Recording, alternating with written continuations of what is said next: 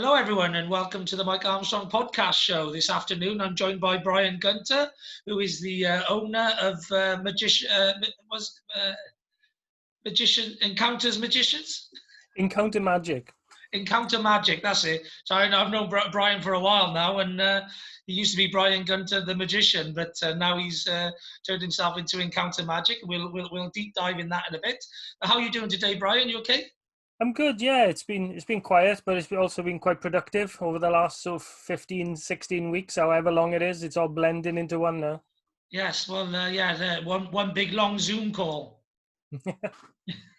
It does feel like that. It is Zoom fatigue, definitely.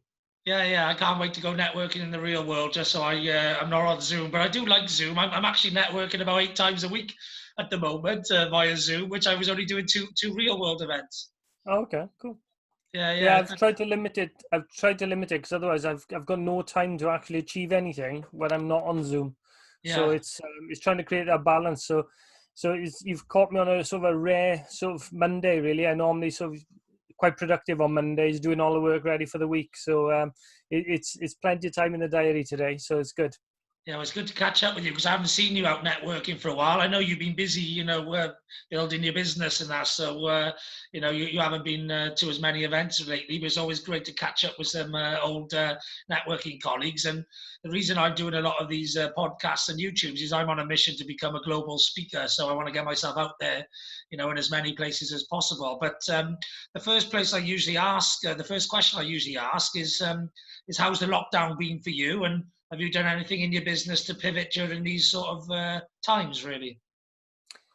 Yeah, it's shown into sharp relief, really, that I'd put all my eggs in one basket, just having one sort of company that delivered a specific product, which under these circumstances, no one needs that product anymore. So what I've done is taken the opportunity to split my company almost into 4. So the magic and the training side that I do is now split 50-50. So the magic is also split 50-50 into private events and sort of corporate events.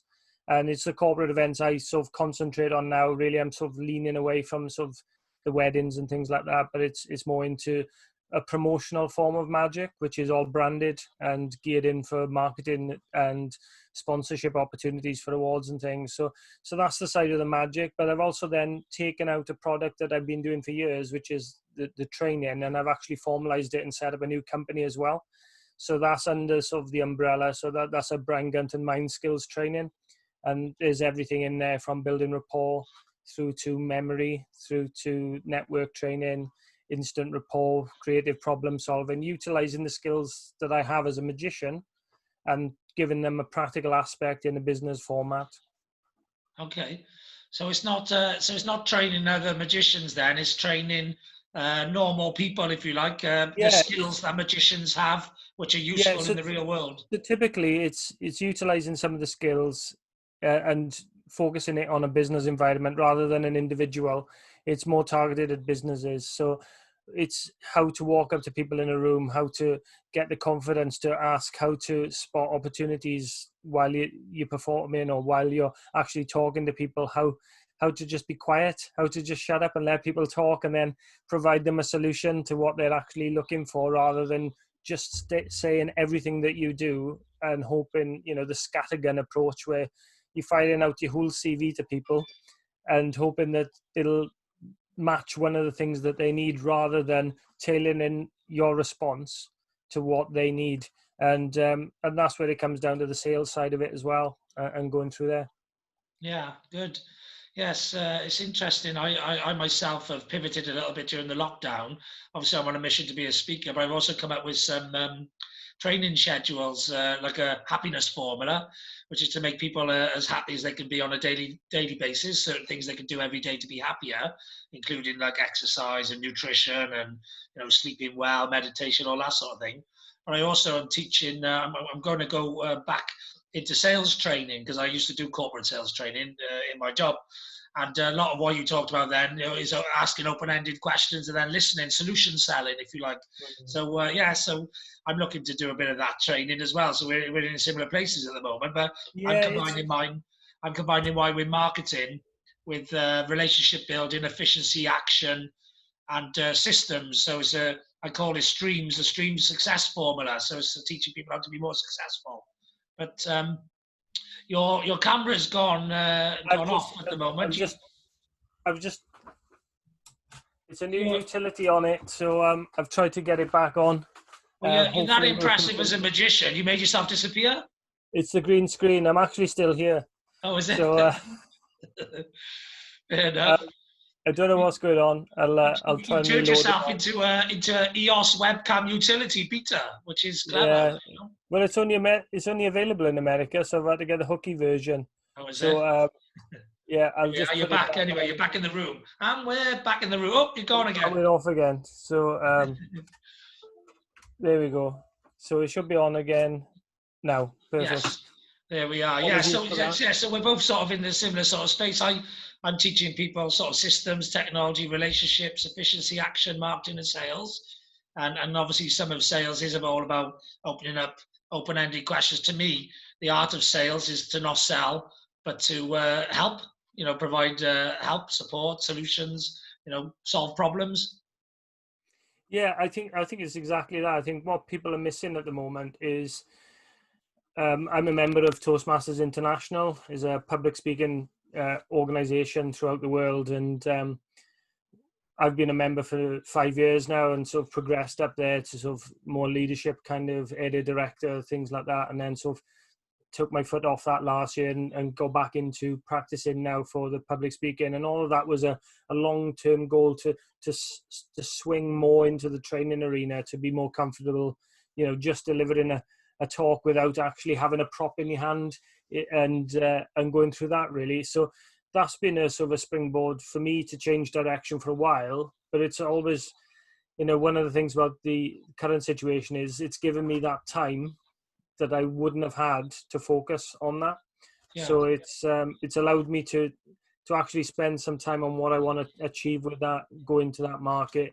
And also it's provided opportunities already for speaking slots, for team gatherings, remote networking events, a lot of things that people still want content, but they've only got bite-sized amount of content to deliver, and they want to do it in an informative and entertaining way. So it's spotting those markets, trying to get in there and actually get paid for speaking, which is one of the things that is a challenge. People generally either want you to pay to play, or they want you to just do it for exposure. So there is a sort of a jump then where you start getting paid, and luckily I'm in that position now where people are paying me corporate wise. So, and that's no different really now than before, apart from, I'm not going somewhere just to do a 45 keynote. It's more short bites. It's more 20 minutes, 15 minutes, rather than, one of the things I've noticed on Zoom is the attention span is quite hard.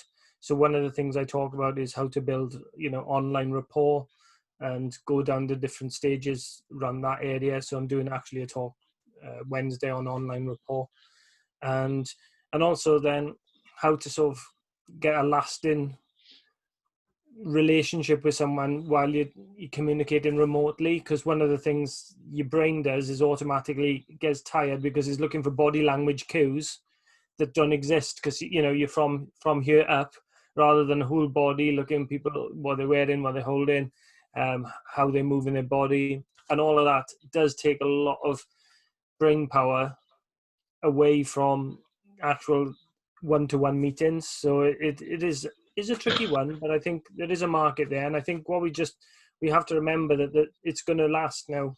I'm going to do more meetings online. Other people are going to do more meetings online. Before this, I would think nothing of traveling up on the train to London for a meeting, but now it's literally no way I'll do that. It'll be all online. So yeah, definitely. And if ever you get into speaking opportunities and they're looking for more speakers, and vice versa, if I get into any and they're looking for more speakers, then we need to help each other out. Everyone who's sort of starting out needs to pull each other through, if you like, when they get opportunities. Yeah. So one of the key things is a mentor program, which I'm a member of a few different ones, where you pitch yourself with someone who's at the same level. someone who's ahead of you, and then someone who's underneath that level. And you work together to refer work, refer experience, give a bit of training. And I'm in a member of 3 groups where I'm at the different levels. So that, there's opportunities around there. Obviously, people don't want the same speaker every year in a company. So you need to be in a position where you can recommend external content that you can recommend. So obviously that, there are a few people in my book that I'll recommend, and hopefully, we can do some work. But part of my promotion of these events is I'm creating a speaker section of the guests I've had on my website. Okay. And then I'm going to create from that then a speaker booking section, and also a podcast booking section, because I know loads of speakers and loads of podcasters. So basically what I'm going to do then is a lot of those at the moment are at the level of not getting paid for speaking, not getting paid for podcasting, but giving people great opportunities and building the audiences. So I'm going to start charging a fee as an agent for putting people into multiple podcasts or into multiple speaking opportunities, and build an agency up from there then, so I'm going to... I think it's a sound plan. I had a conversation just before lockdown with Reagan Agency in Cardiff. And obviously I know a few of them from the circuit anyway, but it is interesting at the moment where the work has is still there. Online conferences are now a thing, whereas before they weren't. So they still need compares. They're still investing in the infrastructure. They're not paying for big, audio visual projection equipment or anything like that. So there is more money in the pot to pay for other services or to bring people in. So those are the markets really where you need to sort of look at and then try and leverage what you were trying to sell against what they want to project as a company. And working with people, one of the key things is being able to use Zoom. So I've been quite fortunate with Toastmasters International, for instance. They swapped all their meetings the week after lockdown. 70,000 people were meeting online. So there was an amazing learning curve where within 2 weeks, everyone knew how to share screens, do polls, surveys, breakout rooms. All of that was something new to me. But within 2 weeks, it was almost like a crash course. I booked on to 2 a day, trying to get as much information as possible, seeing how it works, whether you can have someone actually running the meeting in conjunction to the presenter, which is a good thing, to have an independent, almost a director to cut from one person or spotlight another person. And those are the things that have been interesting. And to move as well for, the large business events, exhibitions to go online. So that's been another interesting move as well. So there's been sort of a segue where there's lots of different software out there now to actually recreate an online exhibition. So even from individual rooms, have individual suppliers in there. You can tailor your appointments. You can get people in from the main room, speaker slots in the main room, and then people filter out due to appointments. That's a good, I think that's a way forward. And I think a lot of companies are adopting that now up until March next year, where conferences are tending now, I think, to book corporate wise.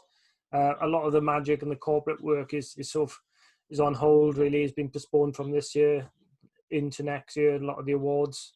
So yeah, is an opportunity there to try and, break into a new market while you've still got the opportunity, and then obviously spot what works, what doesn't work, and then go into the long term with that as a new business plan, a new marketing strategy then can be adapted to tailor the things that work against the things that actually are probably going to die out once physical interaction starts again.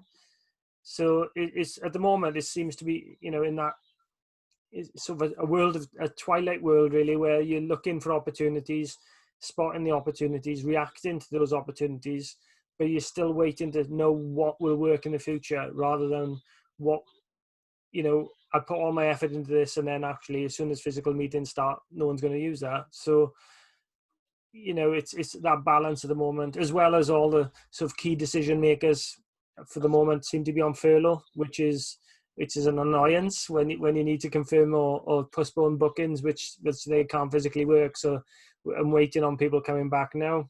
September should be, an opportunity then to sort of hopefully reconnect with the people who have been on furlough and move on really. But I think it's just difficult for companies as well who've got these plans in place, had it cancelled. What do they do instead? And I think there's a double-edged sword. So one thing is, if you organize a conference, it's usually a 12-month event to organize a conference or an exhibition.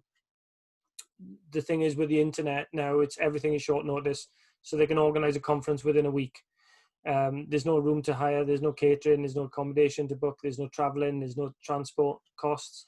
So they've got a lot more budget to put into content, which is why, you know, there is an opportunity at the moment to actually make some money, and equally as much money as you would be making before for turning up to a physical event. You should be able to make at least that again, because they've got a lot less expenses. I think what people have got to remember with the training or the speaking circuit at the moment is people have already ring-fenced money. So they may have to, you know, let some people go, but they can't use the money they've already ring-fenced for training and education, because it's in a separate pot. There's a separate budget. They can't transfer from one to the other.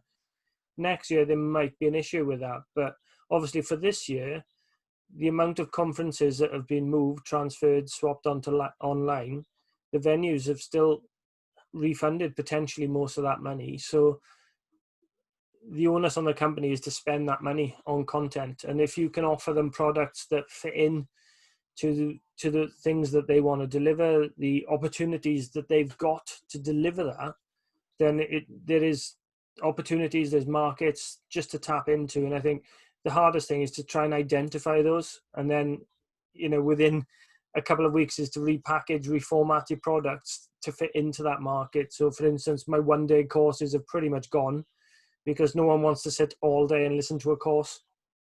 So I've had to break those up into hour slots, so over a sort of a 6-week period. So that is a new product which I can now deliver. Whereas, you know, marketing a one-day course at the moment is difficult, especially for individual companies. And my market is for larger companies, not for sort of SME, you know, smallish, you know, up to 20 employees. I'm looking at big departments and bigger budgets. Obviously, the more people, the more delegate rate you can get per event. So I think it's trying to leverage everything at the moment. And it's, you know, there's good and bad things. You know, you spot opportunities, but you also spot opportunities to progress your business. And as you mentioned earlier, is how to pivot. And, you know, and you just, at the moment, it's a reaction rather than a revolution. So you can't revolutionize anything until you've reacted to it. And you can't react to it until you've spotted an opportunity to cause a rebellion. And I think that is, you know, it's that two sides of the same coin, really, that one relies on the other. So it's an interesting time, and I'm sure it'll get more interesting before Christmas as well. Yeah, I think, like you say, it's that caught between two mindsets of, you know, how much do I invest in something new because things might go back to normal, or they might split 50-50, or it might be all technology going forward. You know, until there's some more clarification on that, and you can't make too many judgments. You can't go too far in one direction or the other, just in case you've got to pivot back again, like, you know. Yeah, I think the key things that I've invested in are sort of broadband. Obviously, I've gone maximum as much as you can because, you know, with everyone in the house and you're in the middle of a meeting, the last thing you want is, you know, if you're charging people good money for something, is the internet to fail or cameras to fail like this. The other thing is new camera setups, which is what I've got at the moment, which it looks actually quite good, but if it works. So it's all beta testing at the moment. So I've invested in new camera systems. I've got big green screens. I've also got lighting for the big green screen. I've got, you know, I bought a new giant iPad to actually do the virtual whiteboard and use that. So there's opportunities to be able to do a lot of things at the moment. But I think the key things are, you know, try and keep a financial runway, because who knows, you know, at this point, you know, potentially my financial runway is until March, really, when my events start back up. Once they start back up, it'll be then topping back up my savings, which I'm paying myself for now. one of the things I'm very crucial about, and very self-critical about is if I'm going to be paying myself out of my savings at the moment, because obviously there's no income coming in unless, specific jobs are now paying. I don't want to be paying myself to do nothing. So if I'm paying myself, I want an amount of work per week to generate either new product, new marketing. There has to be something for the money I'm spending on myself. Yeah. I think the worst thing you can do is look back and say, well, actually, I had a really good time. I've had a couple of weeks off, more time off than I wished I had, but I've really enjoyed all my time off. I've sat in the garden, I've done the fences, and at the end of this, you try and sell the products that you already had before lockdown. I think what you've got to identify is the products that you were selling before probably will not exist after lockdown. I think a lot of that, especially for speaking, with regard to the magic, for instance, the magic that, the close-up magic at the moment, that is probably going to fail away until at least next summer, where the weddings start again, and then corporate events after that. I think one of the things that I was very lucky on is last year I set up a new company called Encounter Magic, which specializes in using magic as a promotional tool, just as you would if you had branded keys or branded, anything to give away at exhibitions. So what we do is we use branded magic tricks or branded sales messages, marketing, and we use those to deliver USPs for people. And that is whether it's a close-up environment and we're telling them about, what your company does, rather, as we're entertaining them, as we're making people laugh, as we're dropping those anchors in for people to connect with your USPs. We are using physical anchors. We're also using emotional anchors as well within that, 3-minute, 4-minute period where we are performing magic. And all the while we're doing that is we're developing brand awareness by having your logos on the back of the playing cards, having, whether, I have a big counter as well, which is a 3-meter counter with a, 2.5-meter wall behind it with a big screen on. Images are, taken at the reactions of people and thrown up onto the wall behind on a big screen. So either on a projector or onto the big screen TV that we have hanging off the custom structure that is all brandable. So it's ideal for sponsorship opportunities as well for events. So everything is, even the photographs have all got the logo of the company on. And I think it's pivoting into that kind of market, sort of ahead of competition, if you will, that's allowed me to obviously now still be taking bookings and deposits during this period for events next year. So yeah.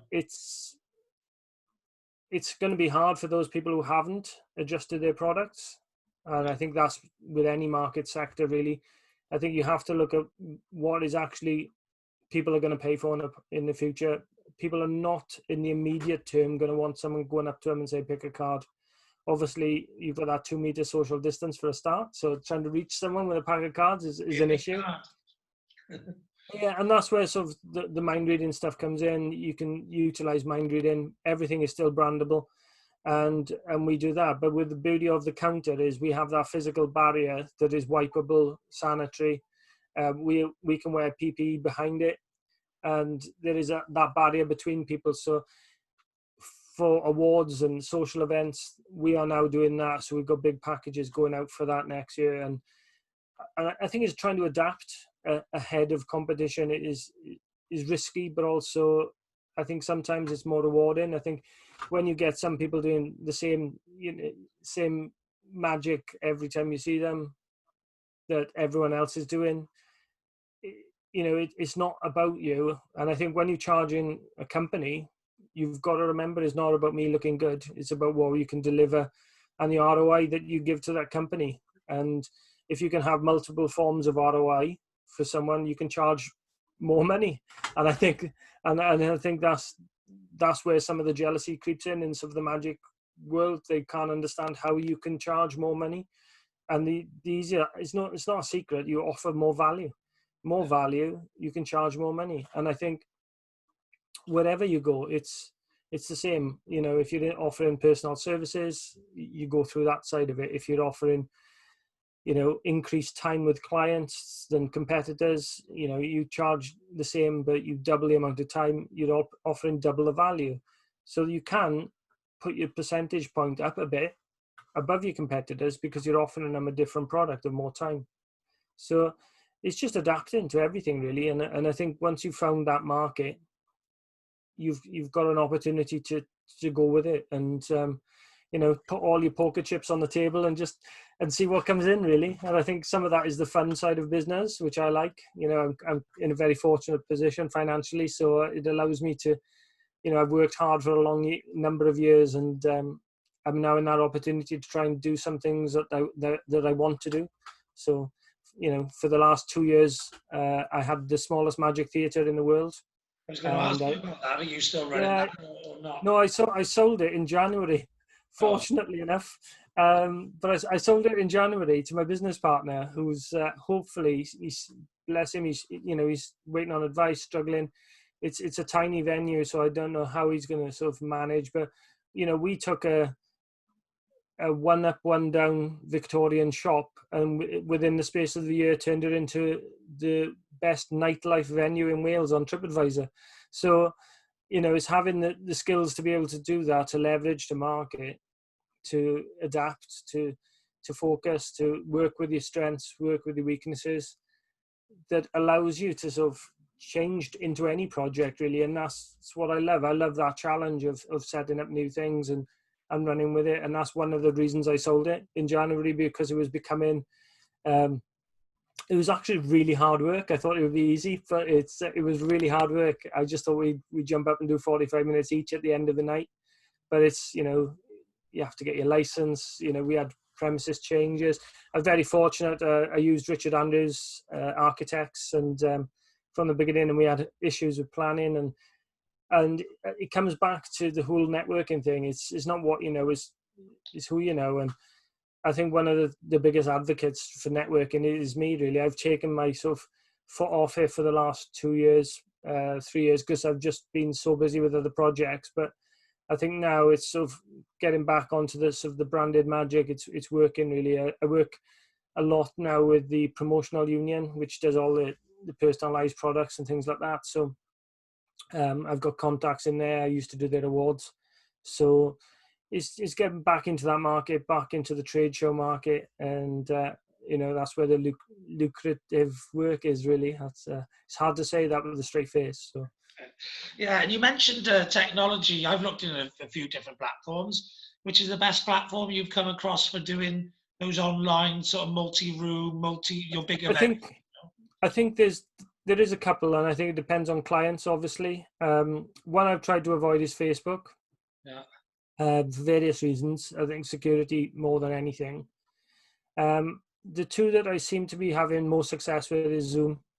And I think it's because I'm just using it so often that I'm more comfortable. If I'm delivering content and I want to share, Zoom by far is great.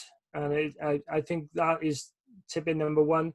The other one is Windows, Microsoft's version, which is actually quite good.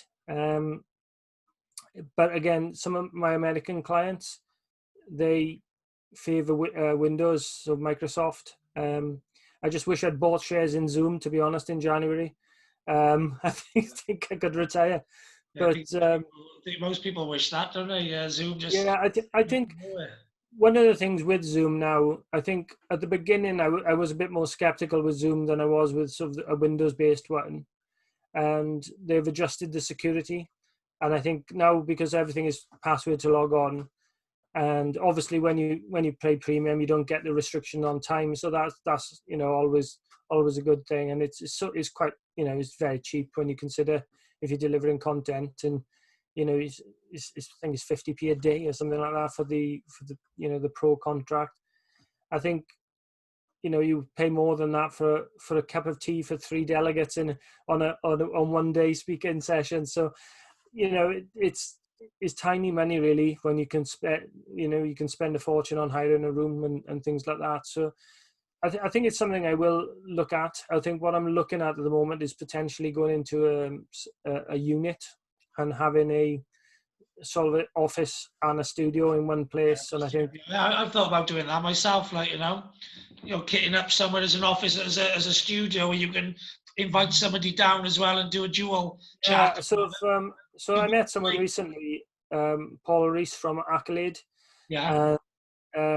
They've got a great setup down in Bridgend area. So after sort of lockdown, I'm sort of going to go down for a visit. So they do a lot of American clients as well as sort of the UK as well now, but Canada based and things like that. Yeah. So they've always done a lot of remote working. So it was interesting to go and see their setup and try and find out a bit more about it.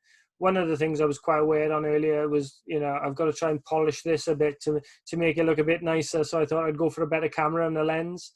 So, it's got the instant Vaseline on the lens of that one. So it does take away the hard night and the complexion a bit. So I think having the variety to be able to stand, I think standing does make a difference when you're delivering content. It does allow you to feel a bit more natural at the camera. And there's a variety of, I've got 4 different lenses now. So I've got massive wide lens that I can stand up, in a small office. So I've got, more detail lens if I'm just, on a face-to-face like this. If it goes into about that much detail and it's really good lens. But it depends really what your customer or your client is paying for, so I've done a few magic shows online, and people need to see from waist height because they don't trust what's not, they can't see really. So that, you need to be able to adapt. And I think one of the big things is that it's going to be the future. So I think if you're going to invest in something, I think, is an opportunity now to whether, I'm currently looking at a couple of different options, whether it's just an office or, and I can paint one wall green and just move a camera position in. But I'm quite favoring a setup where, even one end of it is studio and the other end is not, So yeah, there's opportunities there. So it's, plus if I've got a big lockup, I can get rid of my storage unit with all my magic in. So yeah, fair enough. How do people get in touch with you, Bryan, if they want to either get in touch for work purposes, or if they want to see some more of your magic? And have you got like YouTube and that? Yeah, so I don't particularly put stuff on YouTube for various reasons. One of which is copyright. A lot of magicians tend to borrow stuff, and try and say it's theirs. So I've kind of laid. I've quite got a small footprint really on sort of YouTube. One of the things that I'm doing now is I'm doing more and more speaking content, and I'm going to be starting putting that on, and that's the next project once websites and things are adjusted and finished. But there's 2 main ways really. Sort of LinkedIn is more sort of the business route that I tend to use. So it's just Bryan Gunton, BRYANGUNTON. And if anyone wants to connect, speakers, trainers, organizing agencies, anything marketing, my company is on there. So Encounter Magic is sort of linked on there as well on my LinkedIn profile. Otherwise, social, I've got quite a few. Encounter Magic is pretty much on Instagram. And if you go on, just type in Bryan Gunton on any social media, I've got a, events page for every one of those. I bought that out many years ago on all platforms, Twitter, Facebook. I wasn't so lucky with Encounter Magic. There's, the odd one has got Encounter Magic 1 or, so, but there's, if you go on my LinkedIn profile, there's an Encounter Magic brochure as well, which is, a PDF, which you can have a look through.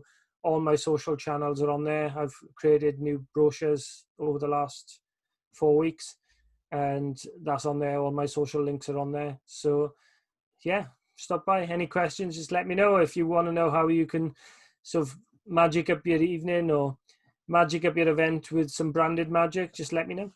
Brilliant, brilliant. And just for you to know this, if you use LinkedIn a lot, if you join forces with a pod, of which I'm building one at the moment, I'm already part of one as well.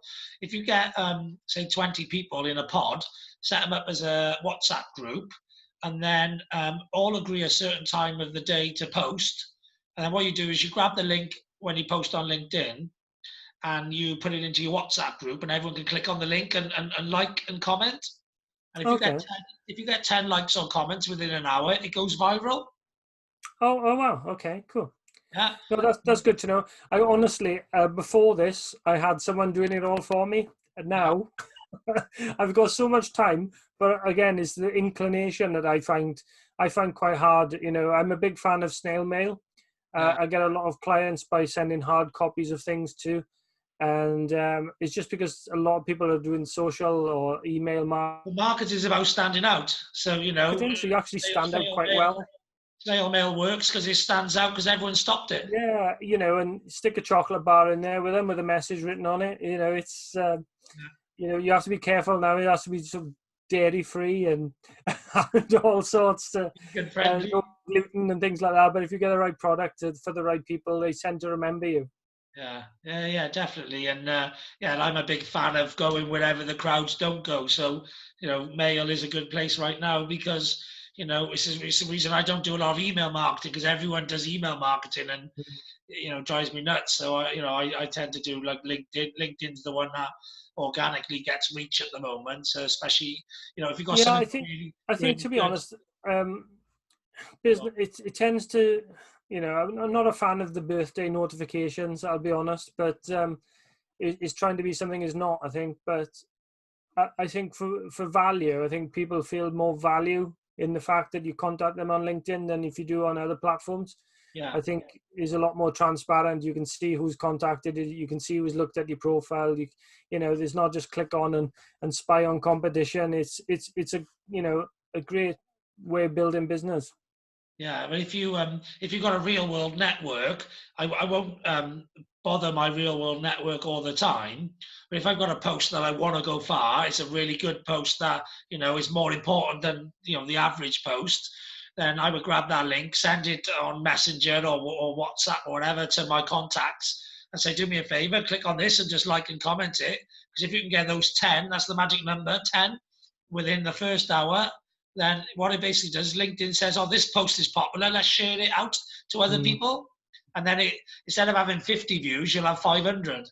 It could be that much different. Yeah, Like, I think Facebook for me is never worked really for my market. It always tends to be how much that's expensive. That or the engagement on posts has gone down and down and down. It they just goes stopped into showing sharp the reflex. posts. They only show your posts on Facebook now to people who like and engage with this. So if, for Yeah, example, you've got but like even hundreds boosted of or friends, paid, even boosted or paid posts, the engagement on those compared yeah, to sort of 6 years ago is not worth the money really. no, So where you see people with thousands and thousands of likes on their page, but only one person's commenting, you're thinking, well, actually, did you buy those a few years ago, or why aren't you getting that engagement through? And you know, the I problem is really there's too many care. listeners on social media, not enough speakers, not enough people who want to Yeah, get it's all involved. white noise. It's a lot of white noise, and I think that's the problem. I Yeah. think I'm quite happy going on to some specific groups on Facebook and commenting and doing some work there. And but I think the reality is you've got to be able to shout about yourself in a room that people can hear, and I think that is one of the biggest things, really. I think it's also people are so busy they think they haven't got enough time to like or comment on something. Where it takes 2 seconds to put a comment on, and if people engage and comment on stuff more, it creates a much better system. But I don't No, think people I realise that. totally agree. I think it's yeah, it's what, for instance, I put a post on Facebook today. My daughter passed a degree. I think 200 is on 200 people Oh, liking it now and you get loads comments. of stuff like that. But Yeah, you put a and business post on, and nobody will engage in you know it. what is exactly that is because the business posts are quite regular. They become a white noise, and Yeah. I think people will like them at first because they want to support you, but all of a sudden it becomes white noise to them. And unless you're delivering sort of extreme content or whatever that's a variation on that, you're never going to get that engagement with clients. If you're going to drop discounts and things, that's an opportunity to do it. I don't generally discount, so I'm not going to use it for that. Whereas, I'm quite happy looking at sort of the marketplaces, using LinkedIn as a almost a CRM, system. Whereas you go on, you identify the market you want to look at today, you find out those people you're connected to, and then you do a tailored message just to those people, rather than shouting out a scattergun approach. You approach different group of people with a specific message on different days, and I think for me that works. But everyone's different. I wish I had the magic formula. Well, like you say, there are some magic formulas that do work, but a lot of the time, the magic formula is try lots of things, work out what works for you, and then do lots of that. Yeah. That's the magic formula. It's all A and B testing, really, and that's one of the things I use quite a lot. I do a lots of different, I've just ordered another 500 brochures. I've had 2 versions out and seeing what's engaged and feedback on both. So, corporate, they wanted sort of a black background, whereas sort of the weddings, they wanted a white background. So, even little things like that, make a difference. So, I don't know why. I think one of the things was it was nighttime events. So I think one of the comments was on the survey that it looked like it was more for nighttime and corporate events because it was black. Yeah. Whereas weddings looked, like white because of wedding dresses and but you have to try these things and spend the money. Unfortunately, it's the same with words. You can replace a couple of words with similar words and get a better response because certain words just resonate better with other people than not. So A/B testing is the key for most marketing. Is just to try lots of stuff, keep trying it, keep playing around with it, and analyze and measure and do the stuff that works more. Yeah, totally. Brilliant. All right, then. Well, thanks a lot for coming on the podcast, Bryan. Thank you, Mike. If you share it with me, I'll share it out.